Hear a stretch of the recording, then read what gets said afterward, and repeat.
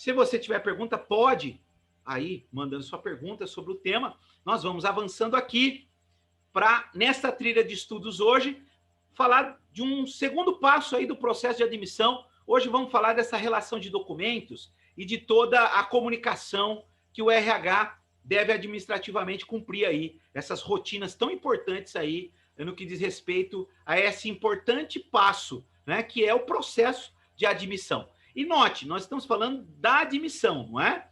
Não estamos falando do processo de seleção. Estamos falando do processo de admissão. Embora alguma dessas coisas pode indiretamente estar ligadas, mas o processo de admissão é justamente a atividade ou ação que o RH do empregador, né, que vocês aí, operadores de RH administrativamente, farão, né, junto aos órgãos responsáveis, homologatórios e fiscalizadores, né? Então, fundamentos aí para o nosso processo de admissão, a ideia primeiro do registro do empregado, e o registro do empregado nos termos do nosso glorioso artigo 41 da CLT, em todas as atividades será obrigatório para o empregador o registro dos respectivos trabalhadores, podendo ser adotados livros, fichas ou sistema eletrônico, conforme instruções a serem expedidas pelo Ministério do Trabalho. Parágrafo único da CLT. Além da qualificação civil ou profissional de cada trabalhador, deverão ser anotados todos os dados relativos à sua admissão no emprego, duração e efetividade do trabalho, a férias, acidentes e demais circunstâncias que interessem à proteção do trabalhador. Então, veja, em todas as atividades, será obrigatório para o empregador cumprir o registro. E a ideia de ter um registro, primeiro parte do pressuposto que o empregador vai fazer o seguinte: o empregador vai solicitar documentos para o empregado, fazer um processo, um mini processo de registro, homologar junto ao hoje Ministério da Economia, na Secretaria Especial do Trabalho. Quando isso acontecer, isso é o registro.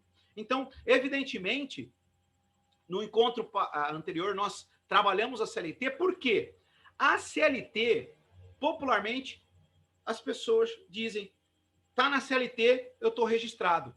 Então, popularmente, as pessoas entendem que as anotações na CLT, isso é o registro, mas não é.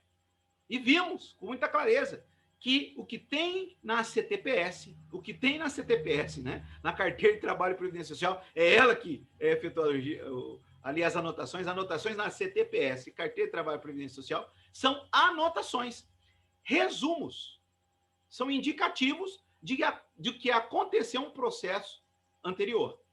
E esse processo se desdobra onde? Empregador solicita documentos. Empregador solicita e formaliza o contrato de trabalho. Empregador, junto ao Ministério hoje da Economia, Secretaria Especial do Trabalho, homologa o seu trabalhador e deve manter o registro. Se a gente pudesse hoje trabalhar assim num termo bastante comum, o registro que deve ser obrigatoriamente mantido pelo empregador é o cadastro dele. É um cadastro de trabalho, né? Então, hoje é muito comum fazer o cadastro, não é? É muito comum preencher ali os dados. Então, hoje, né, só para a gente poder entender, há um cadastro obrigatório do empregador que tem que ficar ali disponível, tem que ficar no escritório, tem que ficar ali no RH, né? Esse cadastro, claro, evidente, pode ser eletrônico, né? Pode ser manual, pode-se utilizar fichas, né? Pode utilizar os demais, diversos recursos, pode ser livro, né? Então, tem empregadores que compram um livro para registro dos empregados, mas hoje é admitido qualquer meio, desde que possa se consultar a qualquer tempo. Então, por que eu tenho que manter o cadastro dos meus empregados? Porque a lei exige. A lei exige que esse vínculo seja registrado, eu tenha anotações desses acontecimentos. Mas o registro formal, ele se desdobra junto à Secretaria Especial do Trabalho, porque é a Secretaria Especial do Trabalho que recebe essas informações, que uma empresa tem um empregado. E isso é consolidado de maneira, hoje, muito automatizada, evidente. Hoje nós trabalhamos com um banco de dados muito amplo no que diz respeito a informações trabalhistas. E aí, quando nós, né, temos as obrigatoriedades, como anualmente informar a relação de empregados. Olha só, a famosa RAIS, Relatório Anual de Informações. Todo empregador tem que mandar um relatório anual de informações. Inclusive, consta nesse relatório empregados admitidos e os demitidos também. Quando há demissão, também tem que ter informação no registro. Isso é a obrigatoriedade do empregador. Não é? Como ele faz isso? Primeiro, com a comunicação ao empregado. E a grande dica aqui de trabalho em RH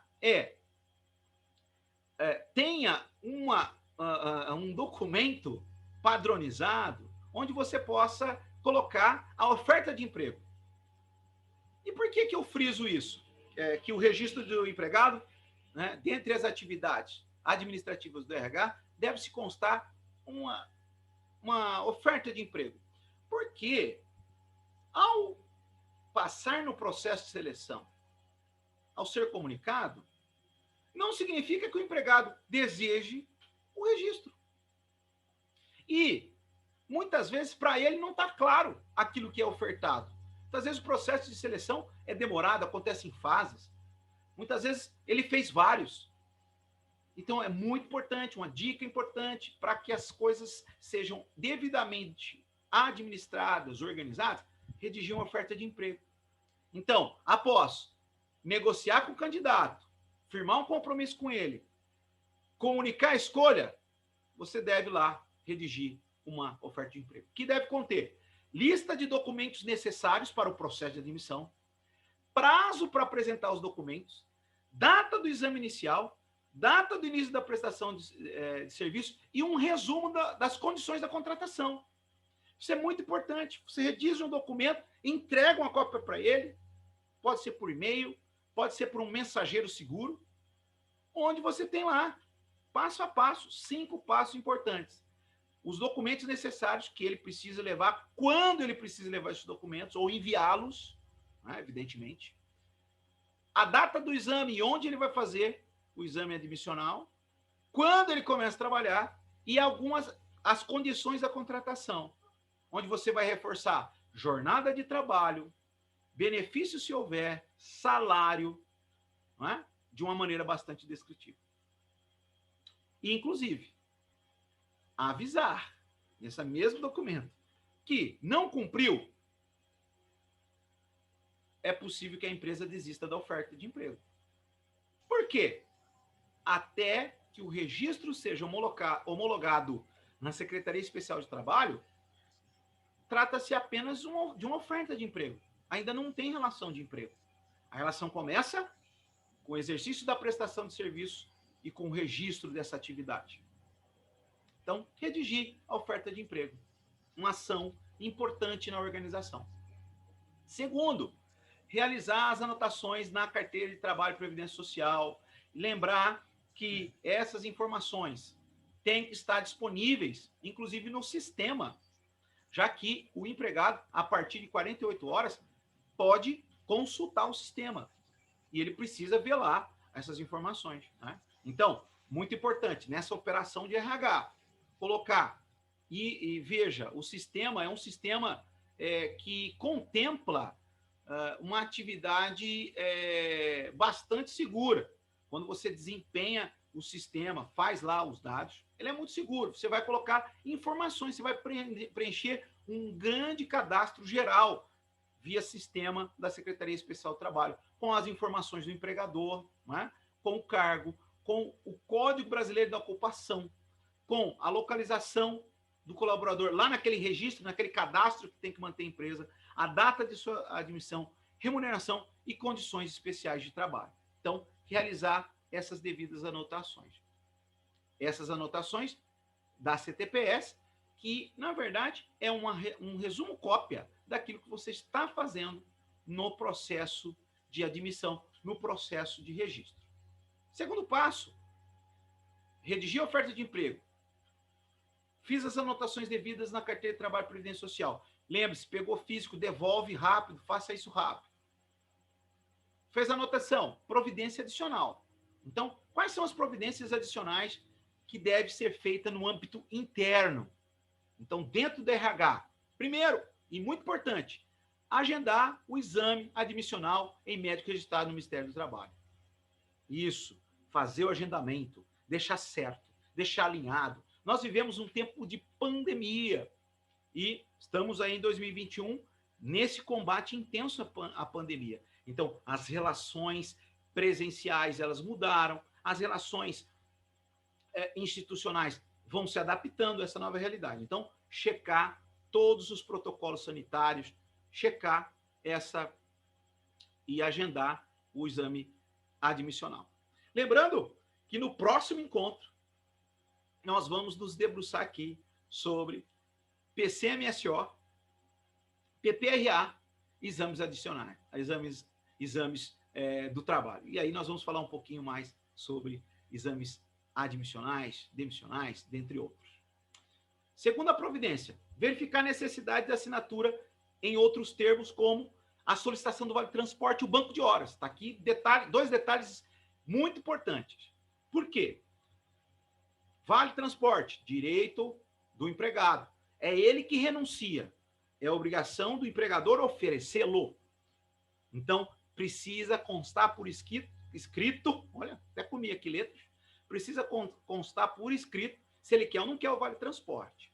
E também, não havendo determinações em convenções coletivas de trabalho, faz-se muito importante a aceitação prévia de banco de horas e horas extras. Claro, fique tranquilo, esses assuntos nós vamos estudar à medida que chegarmos lá. Vamos falar de Vale Transporte em separado, vamos falar de horas extraordinárias e bancos de horas em separados. Mas o que nesse processo de admissão precisa ser agora. Eu preciso saber se ele aceita, o Vale Transporte, se ele quer ou não quer, e se também ele aceita a compensação ou as horas extras serem ali convertidas em banco de horas. Atualização dos registros internos, livros de funcionários, então atualizar ali os documentos, o cadastro interno, convocar o colaborador para assinar todos os termos de preferência antes que ele inicie a prestação de serviço, e nesse dia já entrega a carteira, se está físico já entrega tudo, inclusive guarde o recibo que você entregou. É muito importante comprovar. Lembra que a CLT ela pode punir o empregador que descumprir prazo de entrega da nossa gloriosa CTPS. Documentos necessários. Então, está aqui na parte final. Então, vamos falar dos documentos, essa lista necessária aí do nosso querido, que o empregado tem que providenciar. Foto 3x4, carteira de trabalho e previdência social, documento de identidade, comprovante de CPF, número do PIS/PASEP, título de eleitor, comprovante de endereço, certificado de reservista, Homens maiores de idade no nosso país precisam cumprir o serviço militar. Para recebimento do salário família, atenção, é uma ação que precisa ser feita na admissão. Certidão de nascimento dos filhos menores de 14 anos, caderneta de vacinação dos filhos menores de 6 anos, comprovante de invalidez se o dependente for maior de 14 anos, declaração de frequência escolar dos filhos maiores de 6 anos. O salário família é um benefício previdenciário e é solicitado e é direito de todo empregado no seu registro. Então, ele não tem carência, é um dos benefícios previdenciários que não tem carência. Basta ser empregado que você tem direito. Evidentemente que a faixa salarial não pode ultrapassar o limite estabelecido em lei. Veremos benefícios previdenciários em encontros futuros. Aguarde aí essa trilha de estudos. Situação junto à empresa, quando necessário. Não são obrigatórios esses documentos aqui. Ok? Não são obrigatórios. Mas, às vezes, teve uma necessidade. Então, carta de recomendação, diplomas, certificados, carteira de motorista e carteira de conselho profissional, quando o empregado vai exercer uma atividade em que ele precisa comprovar essa condição. Então, se ele for contratado como motorista, carteira nacional de habilitação, né? Se ele for dirigir, etc. São documentos adicionais aí, não necessários. Da mesma forma, a carteira do Conselho Profissional da classe. Ele vai ser contratado como advogado, empregado. Então, ele precisa comprovar vínculo com a AB. Médico, empregado, com o Conselho Regional de Medicina. Enfermeiro, empregado, com o Conselho Regional de Medicina. E assim sucessivamente. Tá aí, então, os procedimentos necessários nesse momento tão glorioso que é o momento da nossa doce admissão, não é? Que momento gostoso, que momento sublime. E é um momento muito importante. Nós estamos vivendo momentos diferentes da relação, né? Dada o acompanhamento da pandemia, e o RH precisa estar muito habilitado. Vocês precisam ter muita sensibilidade para lidar com as pessoas de maneira que elas entendam o que elas precisam fazer, mas que façam dentro dos prazos, limites e condições, né, estabelecidas em leis e em procedimentos internos.